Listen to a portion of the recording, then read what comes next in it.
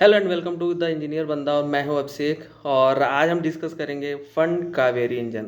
हाँ, तो अभी आपने देखा होगा कि बहुत सारा सोशल मीडिया पे बहुत सारे पोस्ट आपने देखे होंगे। और एक तरह से बहुत सारे लोग जो हैं ये बोल रहे हैं कि कहीं ना कहीं हमको एक ऐसे इंजन की रिक्वायरमेंट है जिससे कि हम फाइटर जेट्स बना सकें। हम अब विदेशी ताकतों पर निर्भर नहीं रहना चाहते, क्योंकि ऑपरेशन सिंदूर के बाद हमको एक रिक्वायरमेंट जो फील हुई है। और मैं सच्ची बताऊं, मैं बहुत ज़्यादा खुश हूं, क्योंकि जो इंडिया के लोग हैं जिस तरीके से उन्होंने इस आवाज़ को उठाया है, और सोशल मीडिया में आप देखोगे पिछले 2 दिनों से ट्रेंड कर रहा है सोशल मीडिया पे। तो इसके बारे में हम थोड़ा डिस्कस करेंगे, और क्या क्या गवर्नमेंट ने स्टेप्स लिए हैं और क्या क्या चीज़ें हैं उसको मैं थोड़ा आपको डिटेल में समझाने की कोशिश करूँगा। देखिए, हमने बहुत सारे फाइटर जेट्स बनाने की कोशिश करी। तेजस का आपने नाम सुना होगा, तेजस बनाने की कोशिश कर रही है इंडियन आर्म फोर्सेस और एयरफोर्स को। लेकिन उससे पहले ना हमारे पास एक इंजन होना चाहिए। और उसके लिए जो कावेरी एक प्रोजेक्ट है उस पर मैं देख रहा था लोगों ने बहुत सारे मीम्स भी बनाए हैं। पहले हम निर्मला सीतारमन जी को बहुत बहुत धन्यवाद देना चाहते हैं कि हमारे टैक्स जो हमने टैक्स दिया उसका यूज़ हुआ है ऑपरेशन सिंदूर में, और बहुत ही अच्छा एक आउटकम हमको निकल के दिखा। तो लोग ये बोल रहे हैं कि आप अगर 18% जीएसटी जो लगा रहे हो उसको अगर आप कार्बन पॉपकॉर्न पे 20% भी लगाना चाहते हो तो उसको लगाओ, लेकिन हमको ये इंजन चाहिए। जो इंडियंस है, जो अवेयर सिटीजन्स है, वो डेस्परेटली इसकी रिक्वायरमेंट को फिल कर रहे हैं कि भाई हमको अब कावेरी इंजन चाहिए। और आपको पता है कि जो भी हमारी फॉरेन की कंट्री जो वेस्ट की पावर्स हैं वो कभी भी नहीं चाहेंगे कि इंडिया के पास ऐसा एक इंजन हो जिसे फाइटर जेट हम बना सकें। और इसके लिए वो सेबोटाज भी करेंगी और कोशिश करेंगे कि इंडिया के पास ऐसी कैपेबिलिटी ना हो। लेकिन प्राइमरीली एक चीज़ बताऊँ ना, इसरो ने भी बहुत सारा सेटबैक्स झेला है। अभी कुछ दिन पहले आपने एक न्यूज़ सुना होगा, और एक सेटबैक था इसरो के लिए, बट हमेशा से हमने बैक किया और उसके रिजल्ट्स भी आपके सामने हैं।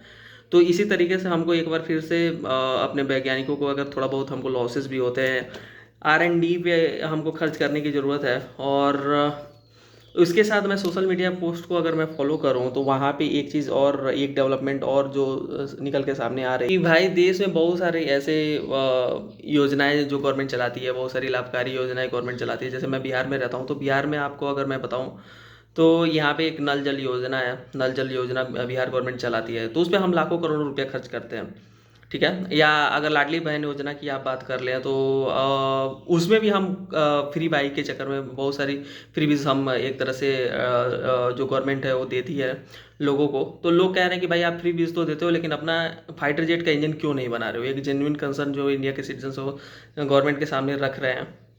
देखिए, ये जो कावेरी इंजन है इसकी शुरुआत 1989 में शुरू हुई थी ये। और लगभग 2025 तक अब तक मैं देख रहा था 4400 crore rupees approximately max to max जो खर्च हुआ है। तो वो लगभग आप देखोगे ना 90 करोड़ पर एनम लगभग, अगर आप देख लो तो इतना खर्च हुआ है आपका कावेरी कावेरी इंजन के ऊपर। और जो महाराष्ट्र का मैं देख रहा था लाडली बहन जो योजना है उसमें लगभग 36,000 करोड़ रुपये, समझ रहे हो, 36,000 करोड़ रुपये खर्च हुए हैं। और उसका कंपेयर अगर हम कर रहे हैं यहाँ पे तो 4400 करोड़ रुपये से कहीं भी वो ठहरता नहीं है।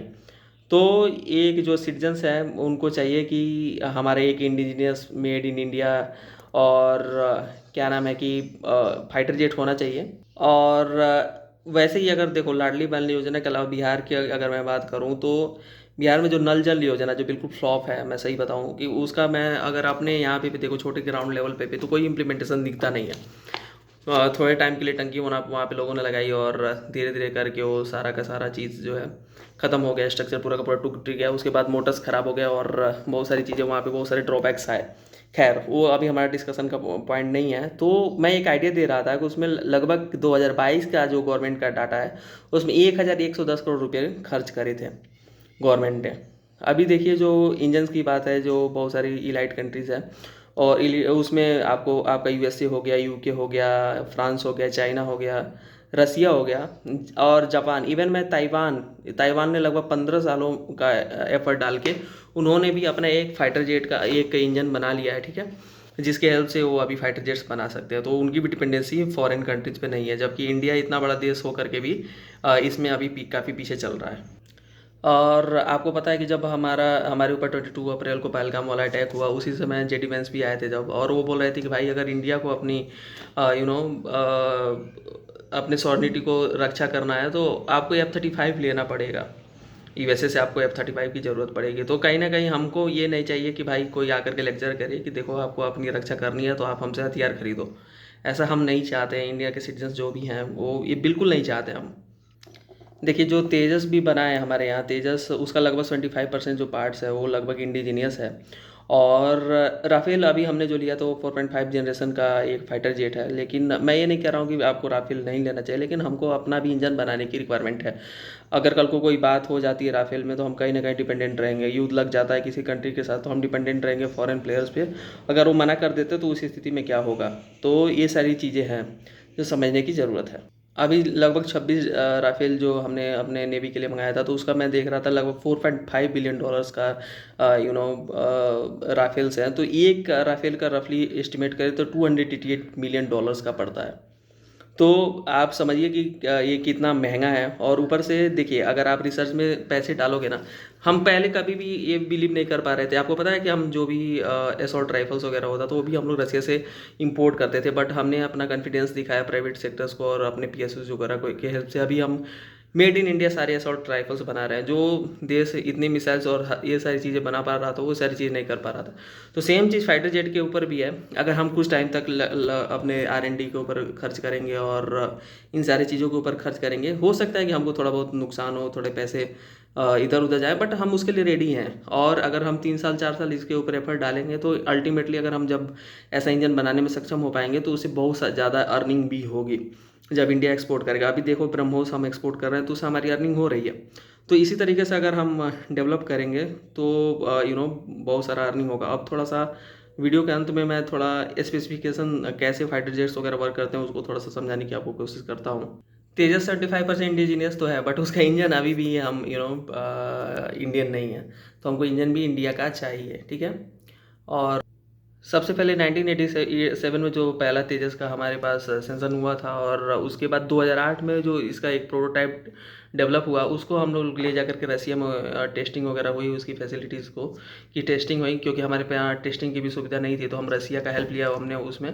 और उसकी टेस्टिंग हुई तो हमको पता चला कि लगभग हमको जो रिक्वायर्ड थ्रस्ट था वो 84 से लगभग 85 किलो न्यूटन के आसपास का रिक्वायरमेंट था, जबकि जो उसे रिप्रोड्यूस हो रहा था थ्रस्ट वो लगभग 75 किलो न्यूटन के आसपास हो रहा था। तो इसीलिए हम अभी जो उसका यूज़ है वो एरियल कॉम्बैट में आपको पता होगा कि जो हमारा घातक UAV है उसमें हम उसकी इंजन का यूज़ कर रहे हैं। तो एक चीज़ और आपको पता होगा कि जो फाइटर जेट्स होते हैं उसमें जो थ्रस्ट क्रिएट होता है उसको ड्राई थ्रस्ट और वेट थ्रस्ट, दो तरह के थ्रस्ट होते हैं। तो उसमें एक आफ्टर बर्नर लगाते हैं, जो वेट थ्रस्ट होता है उसमें हम एक आफ्टर बर्नर लगाते हैं जेट इंजन में, और उससे जो जेट इंजन से जो गैसेस रिप्रोड्यूस होते हैं काइंड ऑफ, और उसमें से एक हम आफ्टर बर्नर लगा के और फिर से हम एक थ्रस्ट जनरेट करते हैं जिससे कि टोटल जो थ्रस्ट होता है इंक्रीज होता है। तो आपको मैंने जैसे बताया कि 75 किलो न्यूटन के लगभग वो थ्रस्ट जनरेट कर पा रहा था। इसीलिए हम उसके बाद USA के पास गए और वहाँ पर जो आपका GF 404 वाला इंजन है उसके साथ हमने कॉन्ट्रैक्ट साइन करा, और उन्होंने अभी तक दो ही इंजन प्रोवाइड करा है। तो इस हिसाब से देखिए कि अगर और उसके बाद उन्होंने रोक दिया था, फिर से अभी शुरू किया है 2025 में अभी उन्होंने शुरू किया है इंजन्स देना। तो अगर वो रोक देंगे तो हम कब तक उनके ऊपर डिपेंडेंट रहेंगे। इसमें एक चीज़ होता है, बड़ा ही क्रिटिकल टेक्नोलॉजी है कि जो क्रिस्टल ब्लेड टेक होता है, ठीक है, उसमें उसका जो टेम्परेचर होता है लगभग 1100 डिग्री सेल्सियस तक रिक्वायर्ड होता है। और जो हमारे यहाँ इंजन था उसमें हम लोग 1050 डिग्री सेल्सियस तक रीच कर पाए थे, पहुँच पाए थे। तो उसमें सुधार की रिक्वायरमेंट है। और अभी तक मैं देख रहा था कि तेजस का जो एक तरह से एक स्क्वाड्रन लगभग 200 फाइटर प्लेट का, एक स्क्वाड्रन हमको लगभग 200 फाइटर प्लेट का हमको बनाना है। तो उस हिसाब से हमको सारे इंजन्स मेड इन इंडिया चाहिए। तो भाई थोड़ा बहुत अगर प्रॉब्लम भी हो रहा है, कोई सेटबैक भी आ रहा है, तो सारा सेटबैक इंडिया सहने के लिए तैयार है। आप एक ग्लोबल पावर हो, $4 ट्रिलियन की आपकी इकोनॉमी है, तो आपको लोग परेशान करेंगे, दुनिया भर के लोग आपको परेशान करेंगे, पीछे खींचने का प्रयास करेंगे, इंटरनल इश्यूज़ क्रिएट होंगे, बट आपको स्टिक रहना है, अपने इंडिया के साथ स्टिक रहना है। और वीडियो के अंत में मैं आपसे एक रिक्वेस्ट करूँगा कि लगभग मेरे 1000 सब्सक्राइबर पूरे होने में थोड़े बहुत सब्सक्राइबर्स बचे हैं। तो आप प्लीज़ मेरे इसको वीडियो को लाइक करिए, सब्सक्राइब करिए, शेयर करिए और कमेंट जरूर करिए। अगर आप कमेंट करते हो तो मेरा रीच बढ़ जाता है, और लाइक करते हैं तब भी रीच बढ़ता है। तो ये वीडियो अधिक से अधिक लोगों के पास पहुंचेगी और मैं अपने कंटेंट को सुधारने की कोशिश करूँगा। मुझे पता है कि अप टू द मार्क मेरा कंटेंट अभी नहीं है, वीडियो की क्वालिटी उतनी अच्छी है नहीं, बट इसको मैं धीरे धीरे इंप्रूव करूँगा। अगर आप थोड़ा सा सहायता करोगे तो मैं इसमें ज़्यादा से ज़्यादा एफर्ट डालूंगा। तो प्लीज़ आपसे रिक्वेस्ट है कि आप शेयर करिए अपने ग्रुप्स में, फैमिली मेम्बर के साथ, दोस्तों के साथ। जय Hind. Thank you for watching. Thanks for your time.